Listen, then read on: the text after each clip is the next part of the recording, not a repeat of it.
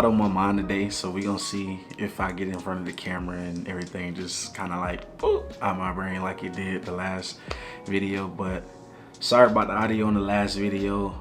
I just got the Sony a7 IV and like it's so many buttons on here. I accidentally plugged the microphone inside the headphone jack, but we're not even going to talk about that. But today I wanted to kind of have another sit down video since the audio is a lot better, and kind of talk to you about, I don't know, I feel kind of lost in my 20s, and low-key I kind of feel like my 20s are getting taken away from me, especially with everything that's going on around the world. But I don't know, like I want to kind of take you guys down memory lane. So I was going through a past situation where I was dealing with this female, and I'm not going to say her name because, you know, I'm over it. I'm not going to bash her or anything, but if you're watching this video, I really appreciate it because you really made me look at life a lot differently. But I was going through a situation with a girl, and at the time I needed some money, and my friend hit me up about joining Forex.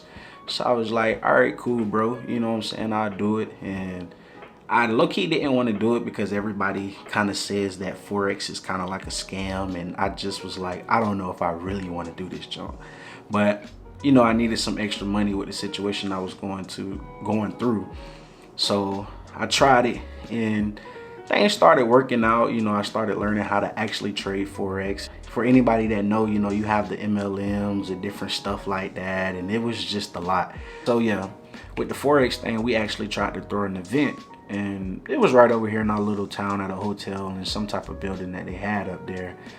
And we was excited, man. Like we had them spent like $1,000 on this venue to have this big event to try to get people signed up under us with Forex. If anybody don't know what that is, that's the MLMs. You put people under you, you know, you get paid, blah, blah, blah, blah, blah. It's just a bunch of stuff. But we threw this event and was so excited about it, and literally spent the day before, we literally spent all day there setting up the chairs, kind of like just walking through everything. And, you know, we had some people that were supposed to come down and also help us. And, you know, the next day, you know, I got my suit and tie, you know, looking real fly and, you know, crispy or whatever. And just for us to get to the event and nobody showed up, and I was just like, dang, hurt. And even the people that are mentors and people that was a higher rank than us, they didn't even show up. And it made me feel some type of way, because it made me really feel like these people didn't believe in us, and it hurt it because it's just like, you know, bro, we on the same team. I'm the reason y'all the rank that y'all are because of the people that we put under us to help you get to the top, and you couldn't even show up to our event and then expected us to kind of come back to y'all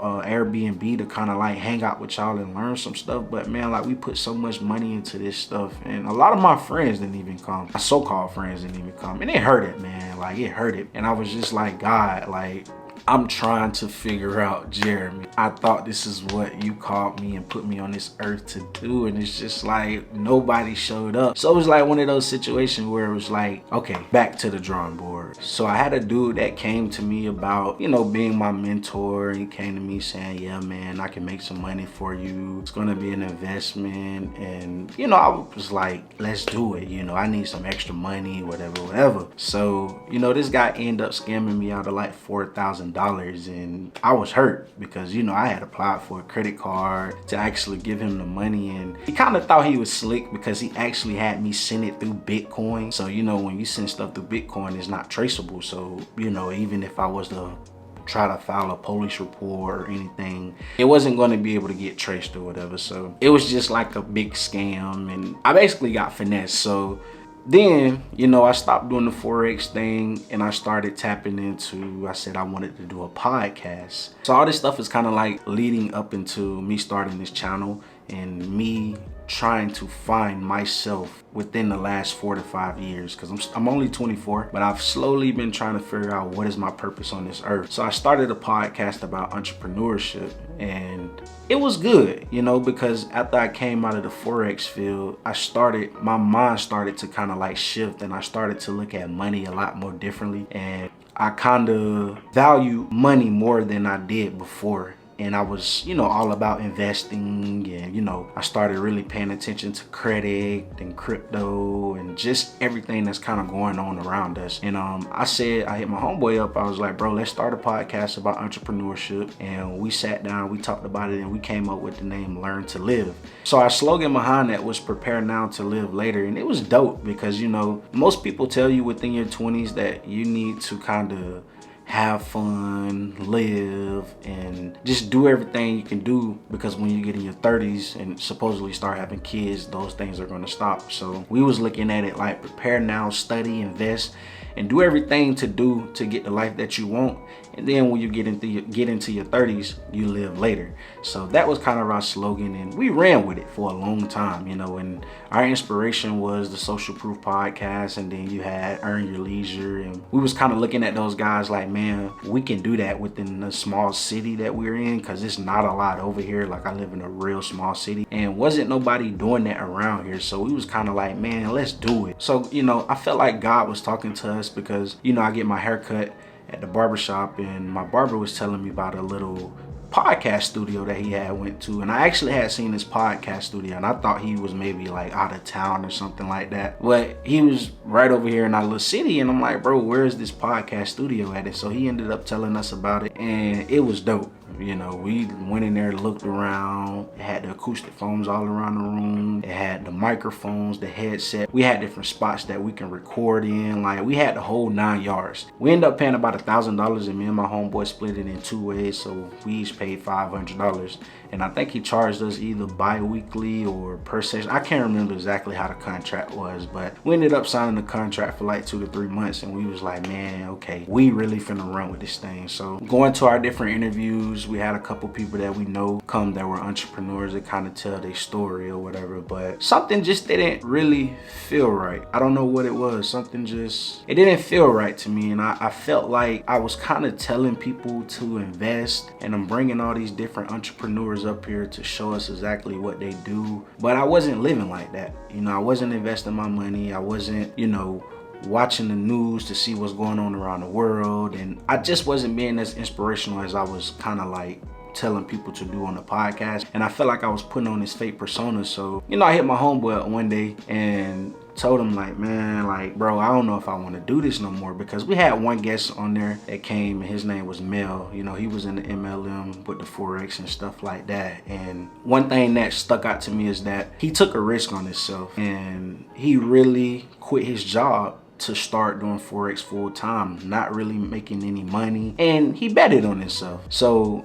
I've always had a love for tech, and I just love anything pertaining to technology. So to make sure that I wasn't tripping, I hit my friends up and I text everybody. I was like, bro, what's one thing that I love that I always talk about? And everybody said tech. And I never really like tried to pursue it because I felt like the field of tech was just like very oversaturated, or I felt like you needed this college degree to, you know, get in the tech field. And that's when I kind of shifted over to YouTube, because I was watching everybody make these videos about tech, and in my mind I'm just like, man, I can do the same thing that they're doing. You know, they probably haven't went to school all these years for this, but just over the years and just kind of like doing it and being consistent with it, I could learn these things when it comes to gigabytes and the different phones and the camera gear and stuff like that. So I was just scared to take a chance on myself, because I'm like, man, YouTube is kind of hard, and you know, my mind was just telling me, Jeremy, you can't do it. It's just, you're not gonna be like the next big star or whatever like that. And you know, your